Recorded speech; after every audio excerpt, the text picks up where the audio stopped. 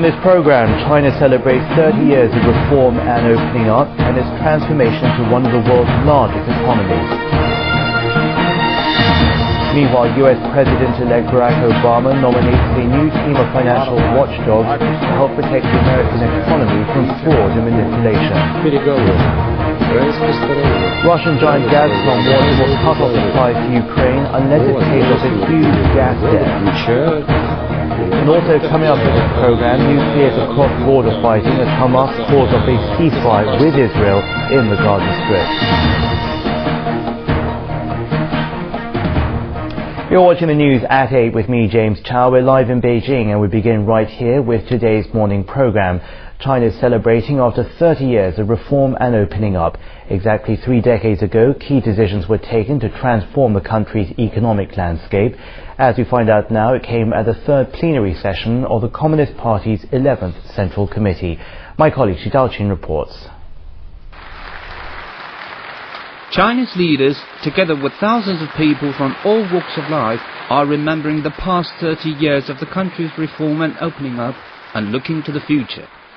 After realizing the old system of a planned economy and a semi-closed country did not work, China resolutely embarked on a historic journey of reform and opening up 30 years ago. The drive has turned the once poverty-stricken country into one of the world's largest economies. From 1978 to 2007, China's total volume of imports and exports increased from a little over $20 billion to more than $2 trillion. China has also become the world's biggest country in foreign exchange reserves. Investment has grown substantially, with the actual use of foreign investment nearing $1 trillion. The wide and deep cooperation with other countries has sped up China's economic development, while China has contributed to the growth of the world economy. President Hu added that China has posted an annual growth rate of 9.8%, more than 3 times the world average. And China has become the world's 4th largest economy. Over the past 30 years, Chinese living standards have greatly improved. Urban incomes have increased over 6 times to more than 13,000 yuan per capita, or more than $2,000, and farmers are also earning 6 times more than 30 years ago. China has also greatly reduced the population of extreme poverty in rural areas from 250 million to 1.4 million.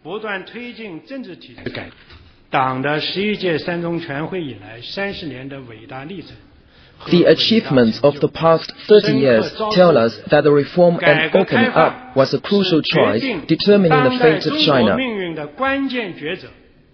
It's also an essential path to developing socialism with Chinese characteristics and rejuvenating the Chinese nation. Only socialism can rescue China, and only the reform and opening up can develop China. The reform and opening up falls in line with China's trend.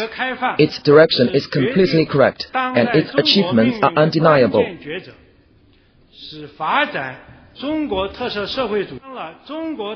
President Hu has also stressed the goals that China is determined to achieve in the future. We aim to build China into a more advanced, well-off society that can benefit its more than 1.3 billion people when the Communist Party of China reaches 100 years old. We also aim to basically achieve modernization and build China into a prosperous and harmonious socialist country by the middle of the century. Hu Jintao acknowledged that challenges exist along the road to development. He mentioned some of them. It does not have enough production forces, and its capacity for innovation is not strong enough. To achieve the country's goals, the Chinese president has called for pushing forward the reform and opening up, and following along the socialist path with Chinese characteristics.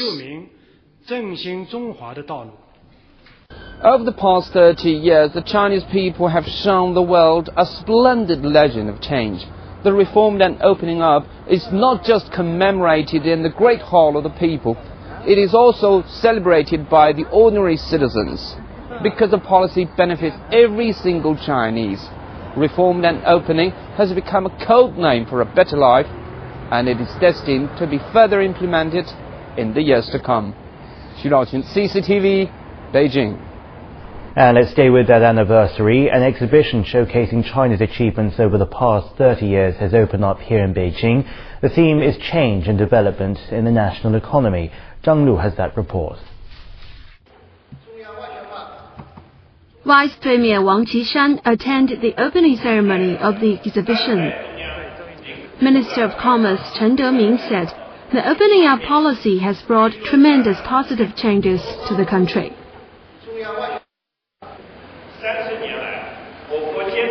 The opening up policy has been an important experience in China's undertaking to develop its economy and improve its people's lives. China will adhere to the policy and further expand the fields for opening up. Many precious photos, documents and articles demonstrating the history of the reforms are included in the show. Visitors say the complete transformation of China in just 30 years is beyond words. The most obvious change is that we have great vitality in our economy. We have better lives now, and the country's status in the international arena is a lot higher. Everybody can see it, and the world recognizes our strength. The country is just like a great ship, and we all passengers on board. Only if the country goes ahead can every one of us make progress. The exhibition will open to the public for free on Friday, lasting till the end of this month. The opening up policy, the most important factor in the Chinese economic miracle of the past 30 years. But it has not only benefited China. The country's growth has also injected vitality to the world economy and provided opportunities for new development. Zhang Lu, CCTV, Beijing. Well, it's also been 3 decades since China resumed nationwide college entrance exams. Many say the move after the Cultural Revolution changed their everyday lives. It's still a pivotal event for today's high school seniors, though they may have different choices and, of course, different hopes. My colleague Wang Monk spoke to 2 generations of students. It's another busy day for Li Siran. His big exam is still 6 months away, but millions of students like him are already counting the days. With good grades and an award-winning scientific project under his belt, Li is one of the lucky few to get an exemption from the test and automatic entry into top universities. But he wants to sit the exam anyway. It's actually not only a test for the future. I didn't bear any significance on my future to that, but actually is kind of challenge and a kind of treasure of my life. Unlike in the past, when the college entrance exam was the only means to higher education and decent jobs, Li says he and his peers now have other alternatives. As he gets ready for the summer test, he's also applying to Harvard and Yale. He thinks the exam is a good idea, but says it's not perfect. When he gets into the Chinese composition part, he often wonders what he should write to please the judge. Different raters will, maybe according to their preferences or even bias, they may give some subjective evaluation to these students. And we know that in the college entrance exam, even one point, it means a lot. Selecting talent through exams goes back to 6th century China. Over the past 3 decades, reforms have extended to universities, such as enrollment expansion, college mergers, and exam format. But the issues of equal opportunity and fairness still remain. And many are wondering about the specific consequences of reforms and where exactly the road leads to. On May 24, 1977, the late Chinese leader Deng Xiaoping delivered a speech entitled "Respect Knowledge, Respect Talents." In it, he indicated the entrance exam might be reintroduced, which had been stopped a decade before by the Cultural Revolution. Later that winter, more than 5 million candidates aged between 15 and 36 sat the exam. Dai Jiagan was one of them. I was teaching in a rural high school when we heard about the exam. That was really exciting. I knew I needed more knowledge to teach. So I left my students and went back to school. He then went on to work in the field of education. Years of experience have made him come to understand the true significance of the move. Personally, I think Deng Xiaoping's idea was based on human development and the care of people. Human beings have the rights to develop, and having access to education is an essential part of it.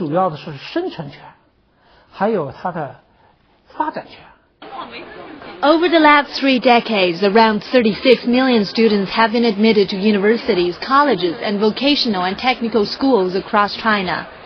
The enrollment rate has risen from single digits 30 years ago to more than 50%. But students all have to find employment after graduation, and Dai believes that's something that must be taken into account with further reforms. The exam should be based more on the needs of society. Knowledge is important, but the ability to learn is more crucial in the long run.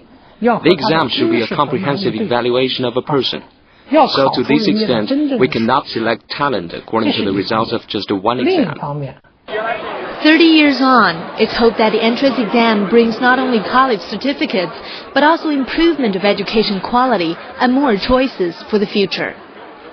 Wang Mengma, CCTV. And join us at the same time tomorrow when we continue our special coverage of 30 years of reform and opening up. Liu Ming will take a look at changing eating patterns here in China. He'll also explore a booming gourmet industry in some of the country's key cities. This is Worldwide Watch. Coming up after this first commercial break, we're going to take you to Washington for this story. US President-elect Barack Obama unveils a new lineup of financial watchdogs that will help him protect investors from fraud and manipulation. And also coming up, Russia's giant Gazprom threatens to cut off supplies to Ukraine unless it settles past gas debts. All these stories and much more still ahead in our program.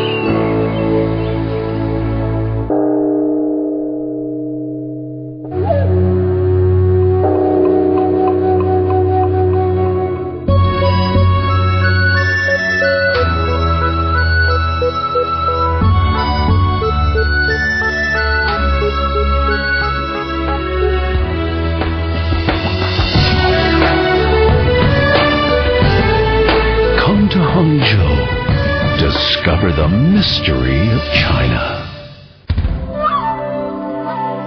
Thousand Island Lake, the ideal place to relax. Hangzhou.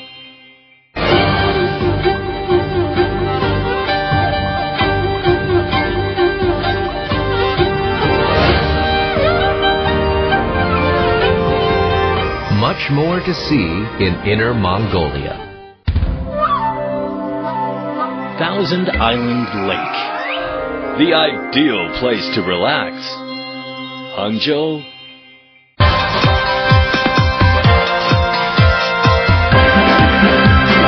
More fun, more opportunities, newer city every day. It is here, my dreamland, Yiwu, China.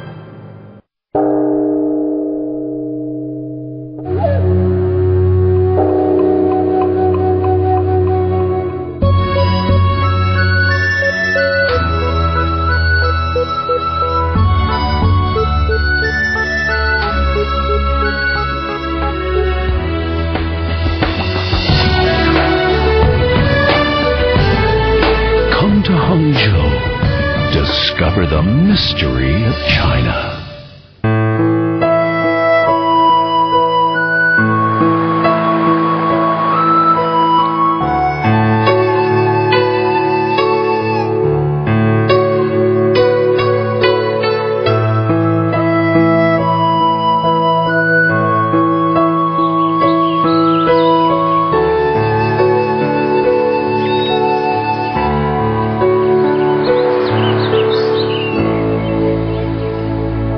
Flying higher with dreams.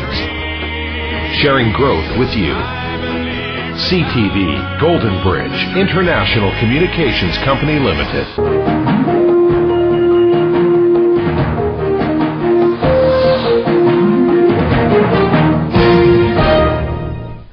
Welcome back to this program. U.S. President-elect Barack Obama has unveiled a new team of financial regulators to serve in his upcoming administration. He's also promised to revamp regulatory rules to prevent a repeat of the economic turmoil that the U.S. is now seeing. Li Ying has that. Obama announced the nominations on Thursday during a press conference at the Drake Hotel in Chicago. He nominated the CEO of the Financial Industry Regulatory Authority, Mary Shapiro, as the new head of the Securities and Exchange Commission. If confirmed, she would become the first woman to chair the SEC. And former Treasury Undersecretary Gary Gensler's name has been put forward to head the Commodity Futures Trading Commission. The president-elect also selected Daniel Tarullo, one of his economic policy advisors, to an open seat on the Federal Reserve Board. The nominations will need to be confirmed by the Senate next year. These individuals will help put in place new, common-sense rules of the road that will protect investors, consumers, and our entire economy from fraud and manipulation by an irresponsible few. These rules will reward the industriousness and entrepreneurial spirit that's always been the engine of our prosperity, and crack down on the culture of greed and scheming that's led us to this day of reckoning. Next year. Since winning the presidential race last month, Obama has been filling important posts of the new administration quickly. The two remaining unfilled cabinet posts are Secretary of Transportation and Secretary of Labor. Li Ying, CCTV. Well, let's take you now to Europe for the picture there, because Germany, like many other countries, has seen its economy decline in recent months after much growth earlier in the year. Now, experts say the German economy will continue to fall in 2009 as the financial turmoil spirals into a global economic crisis. Li Chong has that story. German markets have been hit with a lot of bad news recently, and investor confidence has fallen along with stock prices. At the beginning of the year, the benchmark DAX index was about 8,100 points, at nearly an all-time high. But the index has plunged since then, falling to around 4,000 points in November, a level not seen since 2005. The financial crisis has clearly affected the economy. We see more and more companies in Germany and the EU cutting hours and the number of staff. All the enterprises are tied together and the economy has experienced a big fall, bringing hard times to everyone. In Germany, the financial and real estate industries have been hit hard.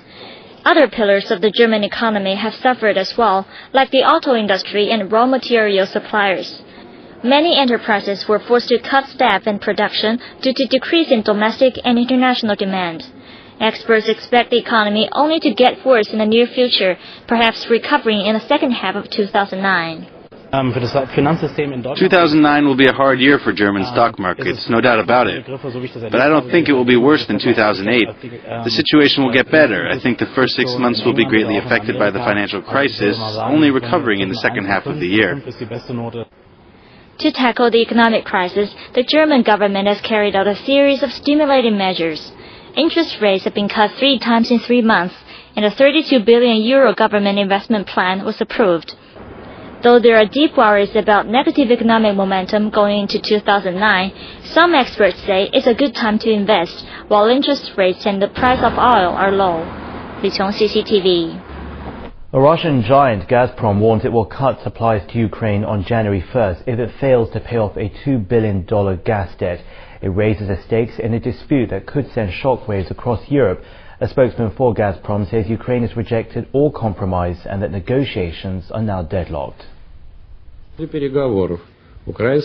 During our talks, the Ukrainian side received several proposals concerning debt settlement, including those that take into full account Ukraine's economic hardship. I won't go into details, but it was not just one payment schedule. Several schedules were offered, but none of them was accepted by the Ukrainian side for further discussion. Now, there's been some reaction from Kiev. Ukrainian leader Viktor Yushchenko says his country has already paid Russia for gas used in the summer and autumn. Yushchenko says the Ukrainian state gas company Naftogaz has transferred $800 million to pay off its debt, and another $200 million will be wired soon. But Gazprom says the payment mentioned by Yushchenko only covers part of the entire payment. Now, Venezuela's National Assembly has begun considering a new proposal for a referendum on abolishing presidential term limits. It could pave the way for Hugo Chavez to run for re-election indefinitely.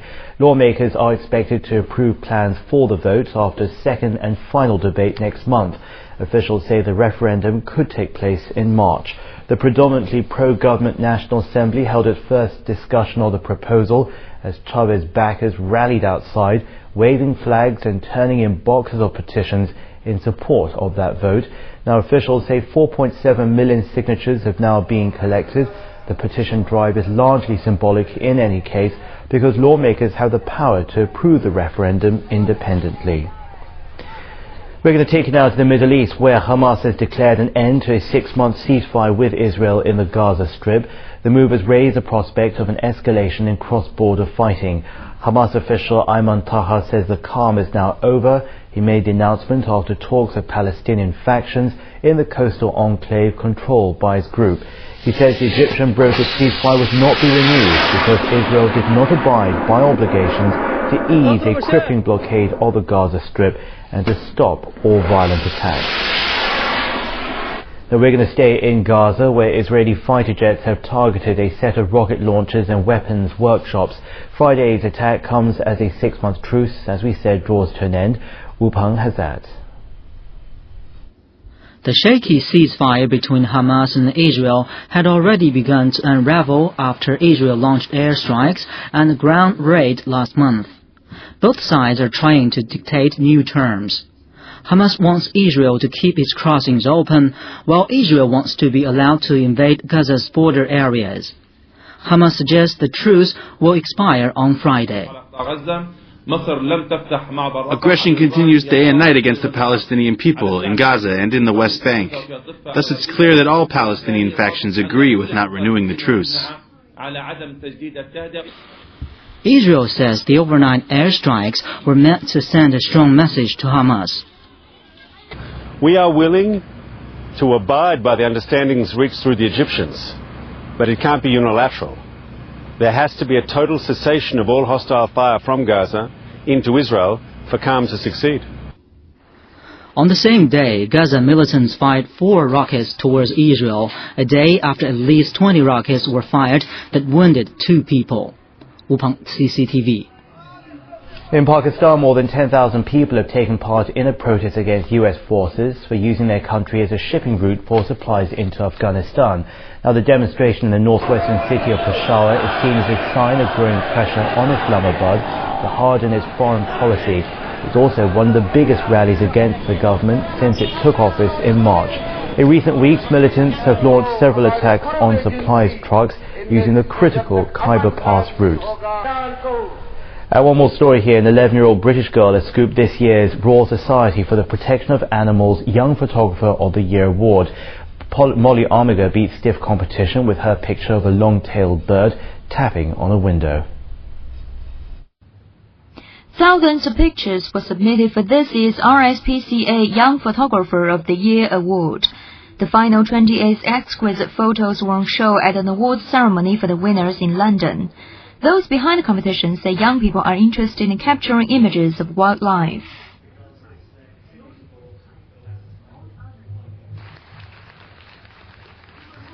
Kids love animals. I mean, that's known the world over, and photography now is so accessible to everybody. It's just a great way of people to express their artistic ability and to explore the animals around them. Those entering the competition submitted work from domestic animals through to pictures from overseas. It's a continuous surprise to see the range of images entered. With such a wide variety of pictures, those judging the competition are looking for something special, especially for the top prize.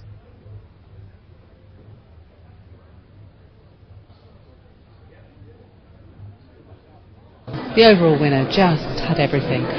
Wonderful composition, lovely colour, just a great picture, and from, as we discovered later, a very, very young person. The youngest person to win an award was 6-year-old Evan Shelton. His image of 3 butterflies caught the eye of the judges. The winner of the 12 to 18-year-old category was Matthew Barrett Lucas from Kent, in southeast England, with a striking image of a fox in his backyard. The top prize was given to 11-year-old Molly Armiger from Suffolk, East England, who managed to capture long-tailed tits tapping for attention on her window. The bird was just kept tapping, and we didn't know what the tapping was at first. And then when my dad noticed the bird was there, we thought, oh great, at least we know we're not going mad now. And so we just found out that he kept tapping, and one day I just got my camera on me walking down the stairs and thought, oh here he is. And I positioned myself, and he was just like, he was actually posing, actually waiting for me to take a picture of him. The winners were given photography equipment to encourage them to continue taking pictures and engage and interact with wildlife. Zhang Nini, CCTV. It's Friday morning here in Beijing. Let's check in and to the International Weather Centre to see what conditions are like in your part of the world. Daryl Snow standing by with all the latest information on that. Daryl, it's over to you. Good morning. Well, kicking off with China, due to a cold front today from western Inner Mongolia through central Gansu to the northeast region, there will be a drop in temperatures by about 4 to 8 degrees. Meanwhile, it will also bring some snowfall to Heilongjiang and Jilin. Wet weather will also appear in northern Xinjiang and most of Hainan. Tomorrow, rain and snow will notably increase. It can be expected in central Inner Mongolia and northern Shanxi to northern Shandong in the north, as well as rain from eastern Sichuan to Jiangsu in the south. The cold front will go on to bring colder weather to most of the north, causing temperatures to fall by about 3 to 6 degrees. As a result, central and eastern Inner Mongolia, Heilongjiang and Jilin will feel day highs below -10 degrees, and the highs in the areas around Beijing will peak at just around 0. And that strong cold front will go on to affect other parts of eastern China over the next few days. Moving on to North America now, although Washington State and northern Idaho will see the snow ease off today, leaving cloudy skies, other parts of the northwestern US will go on to see light sleet or snowfall. Watch out for unsettled weather in the east as well. Minnesota to the northeastern United States will encounter heavy to extremely heavy snow, while freezing rain can be expected from Missouri to West Virginia. That nasty wet weather in the northeastern states will continue tomorrow, although wet weather in the northwest should gradually ease off. That's it from me, but keep watching for the World City forecasts.